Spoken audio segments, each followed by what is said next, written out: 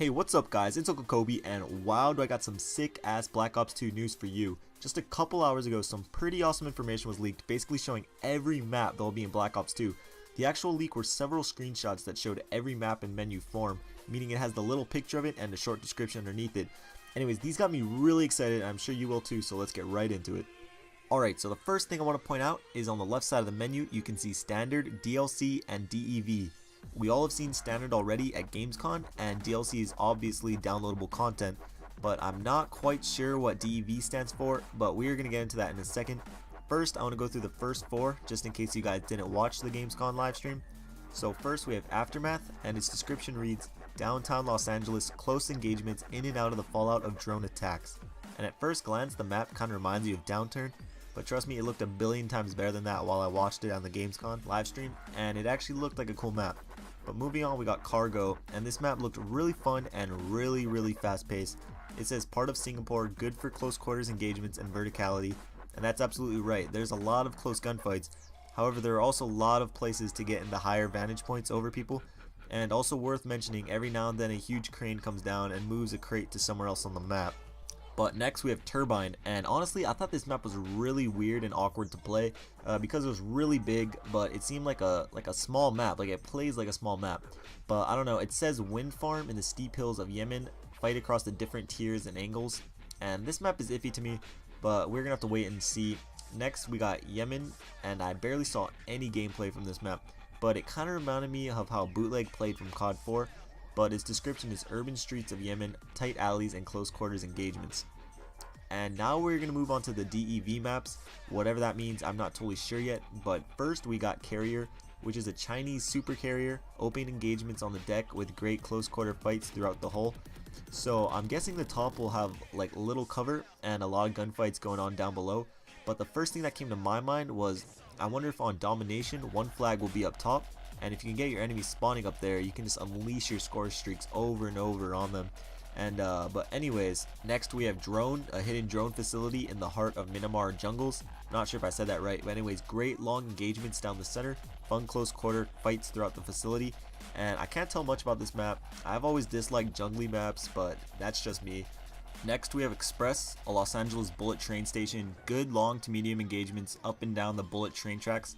So this sounds like an assault rifle favored map, nothing about close quarter gunfights or anything like that, and you can literally see nothing from the thumbnail they chose to represent the map, so that kind of stinks.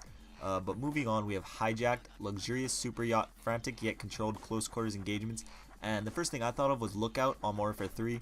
It's one of the DLC maps, I believe it's one of the face-off maps. It has that one side with the higher levels and the vantage points, and you fight to control that. Probably a lot of a spawn trapping on this map too. But next map is Meltdown, a Pakistan nuclear power plant. Battle for control of the nuclear cooling tower and the surrounding facilities. From the pictures it looks like a lot of buildings, and it seems like a very multi-level map. Multi-level maps usually encourage camping to control the higher level, but we're gonna have to wait to see how it plays. Next we have Overflow, and I see Invasion from Modern Warfare 2 when I look at the picture, but it says Peshawar, Pakistan, great urban engagements in the flooded streets, and that's basically what Invasion was. I'm hoping you can't go in all of those buildings that you can see in the pictures, but other than that, it looks like a good map. Next we got Raid, and this looks like it's going to be a rather small map. It says fight through this hillside mansion in the Hollywood Hills, hectic close quarters engagements, and that just screams a crazy ass time if you played in Ground War. I personally hope so, because I don't know, that's always fun, just having a billion people running around in such a small area. But next is Plaza, rundown section of Panama, great close quarters engagements and tough chokes to fight over. From reading this, this map seems that you rely heavily on map control, controlling those choke points, and I think those are the funnest maps to play personally. You can really dominate the other team if you play as a team. So with our last two, first we have Promenade, a floating resort in the middle of the Indian Ocean. Tight corners and angles throughout, and I don't really like tight corners and angles because that just sounds like heaven for campers waiting for you to turn those corners. However, looking at the picture, it seems like a fairly open map, so we're gonna have to wait and see. And lastly we have Standoff, a border town between China and Kyrgyzstan. I have no clue how to say that, but it displays classic engagements and destinations to fight over. So I wonder when it says classic if there's gonna be like a lot of Easter eggs on the map, stuff like that, or the gameplay is gonna be classic. I don't know kind of how it plays, but and also there's that tank in the street. But anyways, I hope you enjoyed this video and are getting excited for Black Ops 2. I sure am. I'm sure some other big YouTuber will upload the same information after me and get a quadrillion views, but that's okay. I'm just happy that I'm able to share this with you guys. And if you're happy too, please show it with a like. And also, still no one has guessed my favorite Pokemon on this week's giveaway video. I left a little clue laying around there, so go back to that video and leave another answer in the comments. Even if you did already, I don't care. You get unlimited guesses now. I just want to give something away on Saturday. Lastly, leave a comment down below what you think about these maps. I think they look awesome, but who knows until it's out. I'm Uncle Kobe. I'll see you tomorrow. I love you all. Peace.